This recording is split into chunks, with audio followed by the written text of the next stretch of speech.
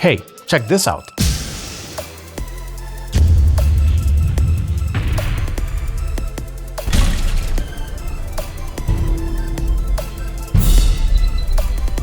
What, random animations? No, those are actually track matte stinger transitions for OBS Studio. And there's 6 of them you can get right now over at gumroad.com/GuileLevel. For example, when you use them in OBS, they will look like this. This is the glass one. This one is brick wall, hexagon, planks, puzzle, and snap. So in the Gumroad page, it looks like this. The pack is called Shatter with 6 stinger transitions. And you basically get 6 .mp4 files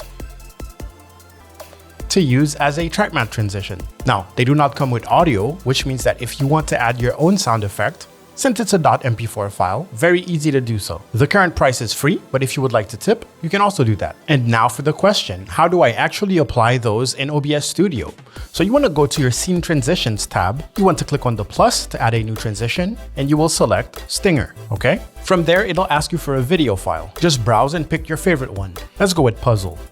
Now here where it says transition point, I don't think it really matters, but I'll put 1000 milliseconds. And the next option is the important one. Use track matte, because that's all it is. We're gonna check that. And then in the options, we're gonna pick mask only, because that's all it is. Meaning that there's no extra graphics to show up on screen. The black and white video basically serves as scene A and scene B. To make sure it works, we can preview transition. And you can see we run into an issue here. It's immediately showing the next scene and then exploding, which means that we need to invert the matte colors. So we check that button and preview again, and now A should explode, revealing B.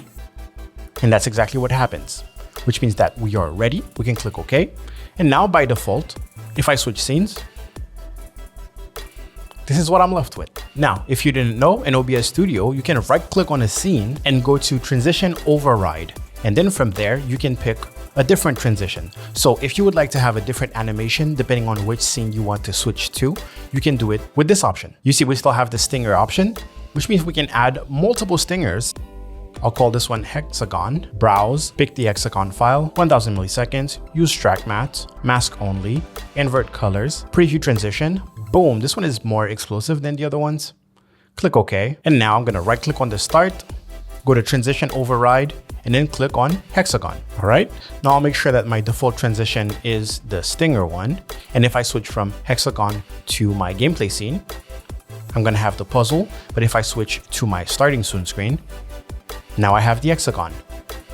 Simple as that. And that's pretty much all there is to it. If you would like to find overlays, alert animations, or other stinger transitions, there's a bunch of them right here on gumroad.com/GuileLevel. And the good news is the large majority of them are completely free. And the rest is extremely affordable. Anyways, thank you for watching. I'll see y'all next time. GuileLevel out.